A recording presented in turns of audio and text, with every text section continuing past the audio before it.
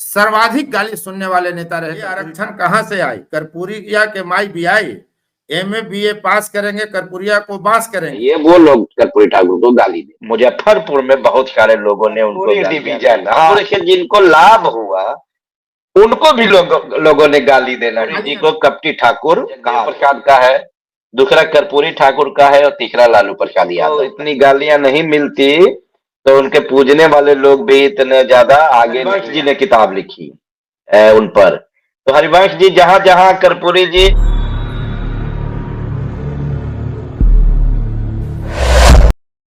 नमस्कार, मैं उपेंद्र कश्यप।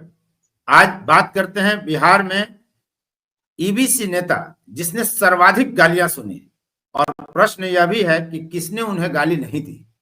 आज जो लोग पूजा कर रहे हैं, उनकी जयंती है 101वीं जयंती, माला चढ़ा रहे हैं, फूल चढ़ा रहे हैं, उन पर व्याख्यान दिए जा रहे हैं, उनकी प्रशंसा में कसीदे गढ़े जा रहे हैं, लेकिन ये काम जो लोग कर रहे हैं उसमें कौन ऐसा रहा है समूह या दल या व्यक्ति जिसने गालियां नहीं दी?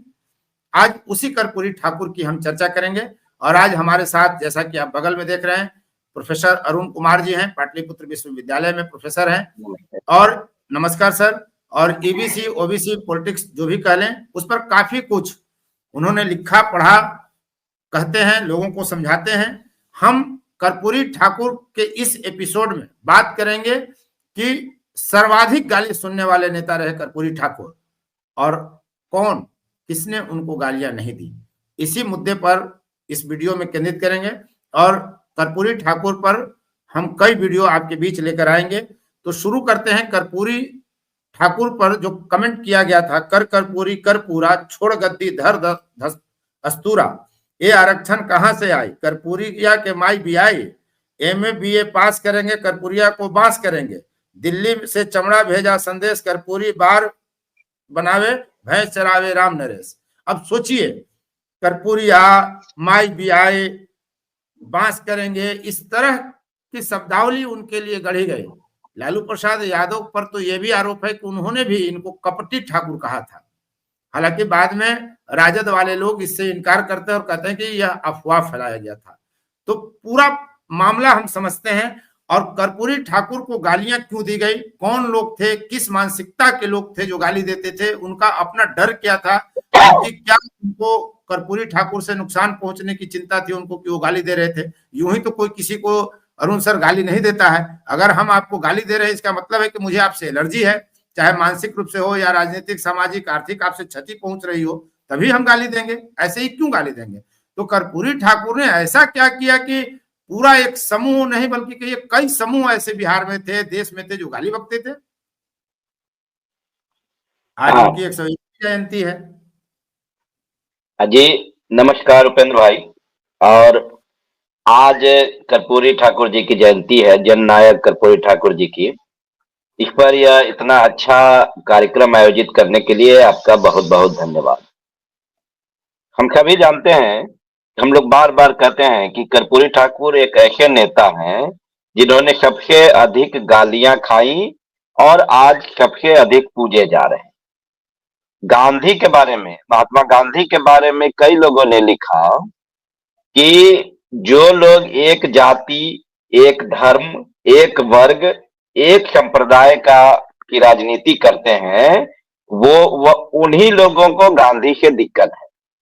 यह बात पूरी तरह से कर्पूरी ठाकुर पर लागू होती है, अर्थात कि जो लोग एक जाति, एक वर्ग, एक संप्रदाय या एक खास विचार की राजनीति करते हैं, वो लोग कर्पूरी ठाकुर को दुश्मन मानते हैं, शत्रु मानते हैं, और वो उनकी आलोचना के केंद्र में कर्पूरी ठाकुर है, और महात्मा गांधी भी उनकी आलोचना के केंद्र में रहे हैं।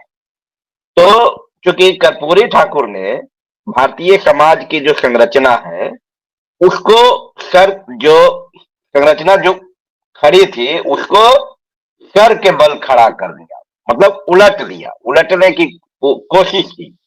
और यह कोशिश यथास्थितिवादियों को, या हम कहें कि जो लोग पुरानी स्थिति, गैर बराबरी की स्थिति बनाए रखना चाहते थे, भेदभाव की स्थिति बनाए रखना चाहते थे, या इस भेदभावपूर्ण व्यवस्था में जिन लोगों को फायदा था, वो लोग कर्पूरी ठाकुर को गाली देते थे।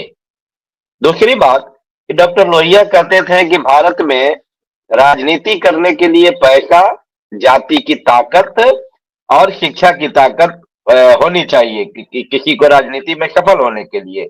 मतलब कर्पूरी जी, डॉक्टर लोहिया जाति की ताकत और पैसे की ताकत को सबसे महत्वपूर्ण मानते थे किसी राजनीति में सफल होने के लिए। कर्पूरी ठाकुर इसके अपवाद हैं।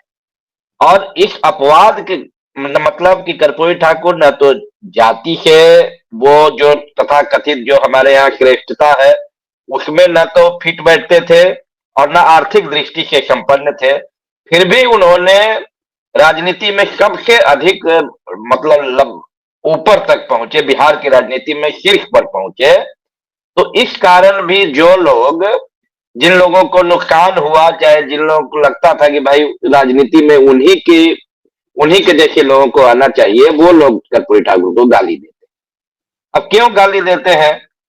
तो सबसे बड़ी बात कि कर्पूरी ठाकुर जहां भी जाते भाषण देने, तो वहां वो भारतीय समाज की जाति व्यवस्था का जरूर जिक्र करते।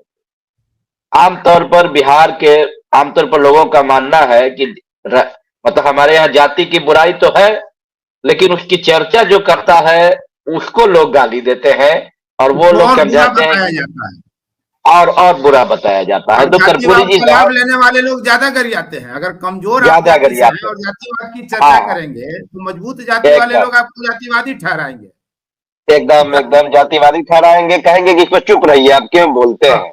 बहुत जातिवादी। तो कर्पूरी जी, मैं अभी आज ही कर्पूरी जी का वो भाषण पढ़ रहा था जब डॉक्टर लोहिया कॉलेज मुजफ्फरपुर की स्थापना में के समय वो भाषण दे रहे हैं। उस समय रामचंद्र पूर्वे और वहां एक सीताराम प्रसाद थे, वहां उन्होंने उनको बुलाया था, उसमें भाषण दे रहे हैं।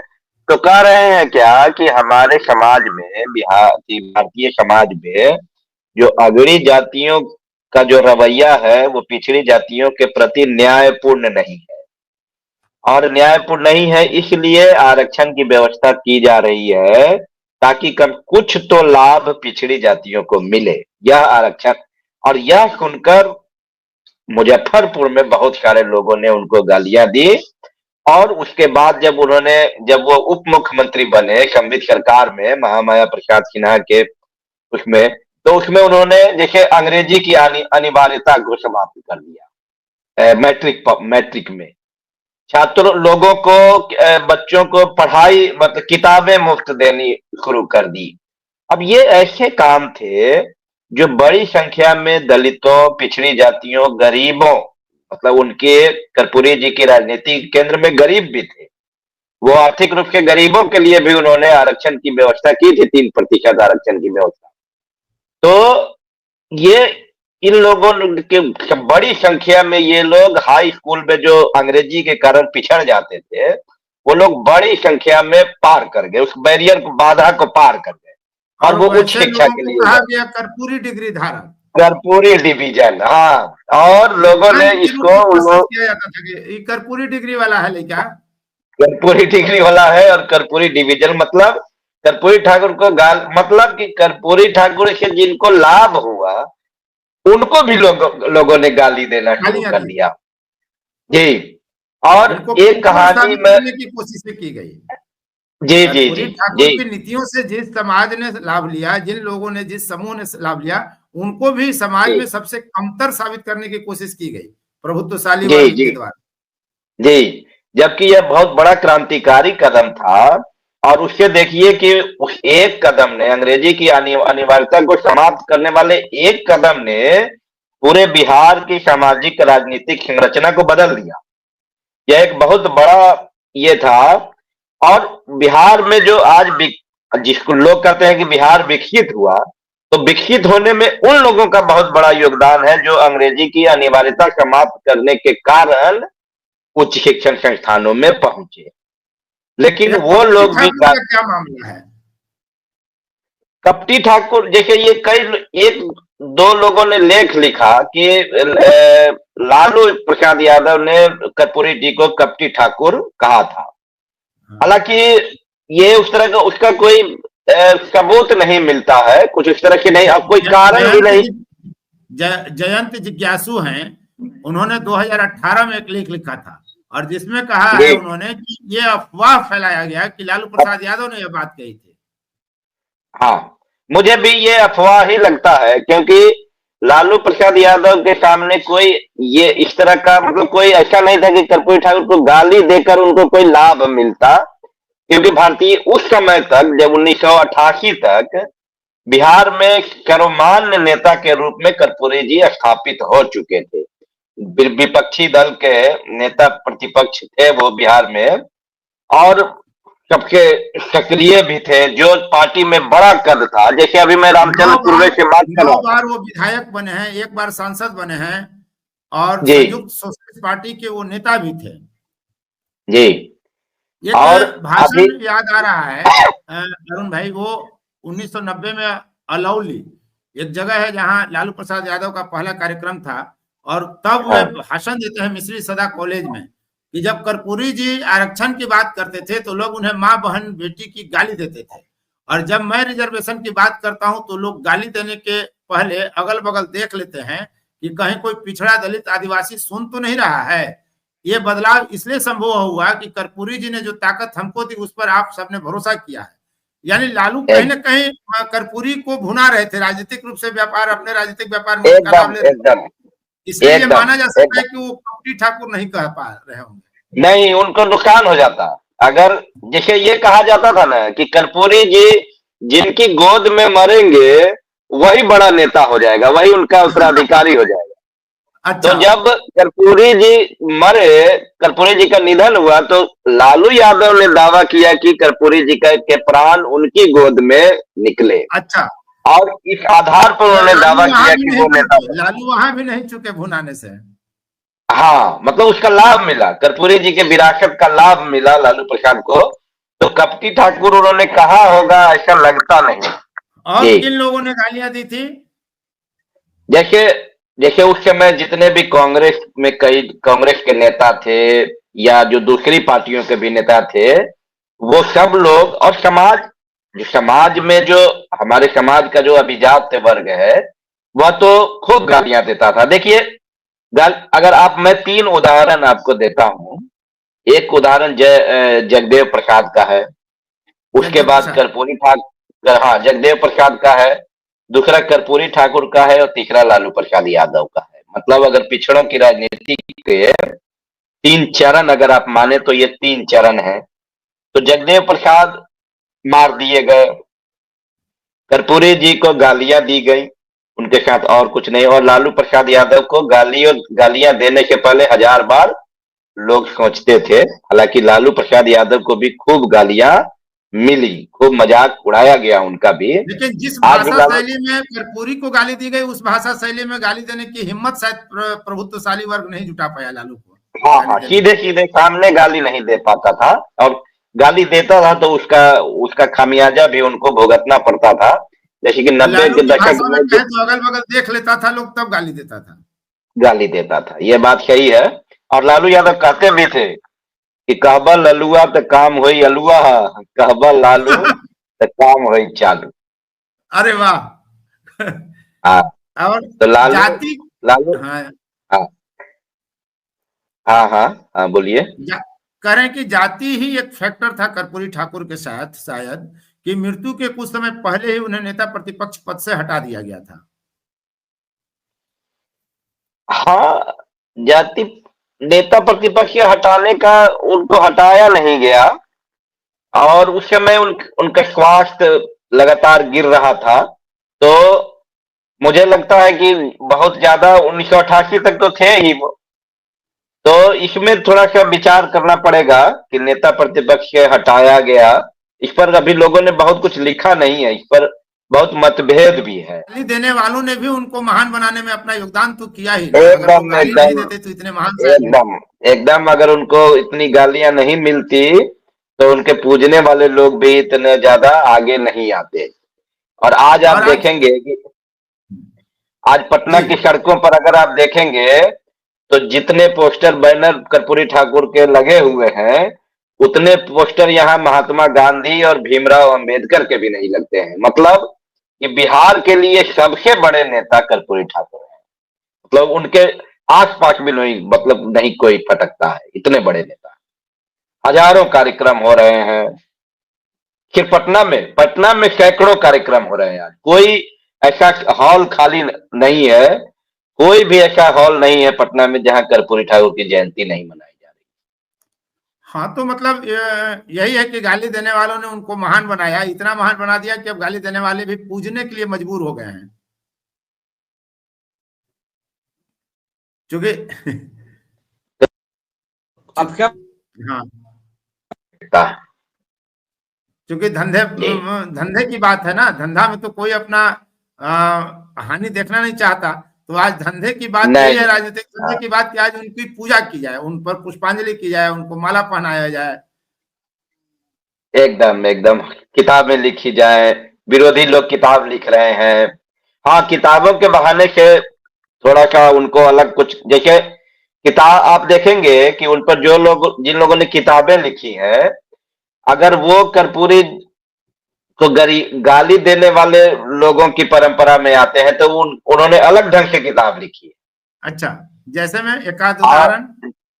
जैसे कि मैं देख रहा था कि जैसे हरिवंश जी ने किताब लिखी उन पर। तो हरिवंश जी जहां जहां कर्पूरी जी दलित पिछड़ों शब्द का प्रयोग करते हैं, उनको उन्होंने वहां छोड़ दिया। मतलब हरिवंश जी उनको समाजवादी दिखाने का प्रयास करते हैं, लेकिन जिन दलित पिछड़ों, जैसे हरिनारायण ठाकुर ने किताब लिखी तो उनको ये दिखाया कि नहीं, वो अपने भाषणों में हमेशा दलित पिछड़ों तब कम शब्द का प्रयोग करते थे। मतलब हर जगह चालाकी की गई उनके साथ, लाभ हानि के साथ एकदम ही उनके साथ व्यवहार किया गया। लाभ हानि पहले देख लिया लोगों ने, तब उनके साथ व्यवहार किया, एकदम चाहे एकदम। उनकी जीते अब जी हो, चाहे मृत्यु के बाद हो। जी जी जी। और अंतिम यह है कि उनको भारत रत्न दिया गया। भारत रत्न भी उस समय जब लाल कृष्ण आडवाणी और कर्पूरी ठाकुर दोनों को एक दिन भारत रत्न देने की घोषणा की गई। और दोनों एकदम विपरीत विचार के, विपरीत ध्रुव विपरीत पर। विचारधारा के लीडर थे। दोनों, हाँ, दोनों एक दूसरे के विरोधी विचार के थे, फिर भी दोनों को एक दिन भारत रत्न देने का प्रयास मतलब घोषणा की गई। तो ये इस बात को भी हम लोगों को समझना पड़ेगा। हालांकि सरकार ने देर से ही सही, लेकिन जो भारत रत्न देने का फैसला था वो उसका भारत सरकार का सही निर्णय था। इसको पहले लेना चाहिए था, इस निर्णय को। अब लोग गाली देने का साहस नहीं कर पाएंगे। नहीं नहीं, गाली देने का चाहे ऊपर के मन से ही कर्पूरी ठाकुर, अभी बिहार की राजनीति या पूरे भारत की राजनीति ऐसी हो गई है कि इसमें उनको पूजना ही पड़ेगा। भले बंद कमरे में आप गाली दीजिए, पूछ कर निकलिए, पर्दे हाँ के हाँ पीछे ने हाँ में जाकर हाँ गाली दीजिए, हाँ भड़ास हाँ हाँ निकालेंगे लोग कि नहीं। मान लीजिए जो जो जो प्रभुत्वशाली वर्ग या जो भी समाज समुदाय के लोग गाली देते थे, अब पूजना पड़ रहा है। तो जब पूजा हाँ। कर लेंगे, उनकी अर्चना कर लेंगे, उन पर पुष्प चढ़ा लेंगे, उन पर व्याख्यान बड़े बड़े भाषण देंगे, प्रशंसा में गीत गाएंगे, तो वो नेपथ्य में जाकर उनका व्यवहार तो बदलता होगा। क्या अनुमान लगाया जा एकदम सकता है? एकदम बदलता है। और आपकी बातचीत में कहते हैं कि सारा आग जो है वो कर्पूरिया की ही लगाई हुई है। ये जो आरक्षण वाला, आरक्षण ओबीसी और ये सारे जो जो आग है, अभिजात वर्ग यही कहता है कि ये सारा आग जो है वो कर्पूरिया ने ही लगाई है। ये वो मतलब लोग अब भी आपकी लोग बातचीत में। कर्पूरी नहीं कहते हैं, या कर्पूरी जी नहीं कहते हैं, कर्पूरी ठाकुर जी नहीं कहते हैं, कर्पूरिया। नहीं, हाँ, भी अपने अपने लोगों के साथ, देखिए हम लोगों के बारे में भी बहुत कई लोग हैं जो मित्र हैं, जो मान लीजिए कि हम मेरी जाति के बारे में नहीं जानते हैं कि वो किस जाति का है, तो वो कर्पूरिया ही कह देते हैं। और वो उनको लगता है कि बिहार में जो भी गड़बड़ी आई, जो भी बुराई आई, वो कर्पूरी ठाकुर के कारण आई। तो वो सारी बुराइयों, मतलब आरक्षण, सामाजिक न्याय, इन सारी बुराइयों की जड़ में वो कर्पूरी ठाकुर को देखते हैं और कहते हैं कि सारी आग जो है वो कर्पूरिया की ही लगाई हुई है। चलिए, बहुत बहुत धन्यवाद। कर्पूरी ठाकुर पर हम लोग और वीडियो लेकर आएंगे, और उम्मीद करता हूं कि दर्शकों को अच्छी जानकारी मिली होगी कि सर्वाधिक गाली सुनने वाले व्यक्ति की आज सर्वाधिक पूजा हो रही है। तो उसके पीछे का पूरा बैकग्राउंड क्या है, हिस्ट्री क्या है। तमाम दर्शकों को बहुत बहुत धन्यवाद और अरुण भाई को भी बहुत बहुत धन्यवाद, आभार, आपने वक्त दिया, बहुत बहुत धन्यवाद सर। धन्यवाद। फोर्थ व्यूज, चौथा विचार, बाकी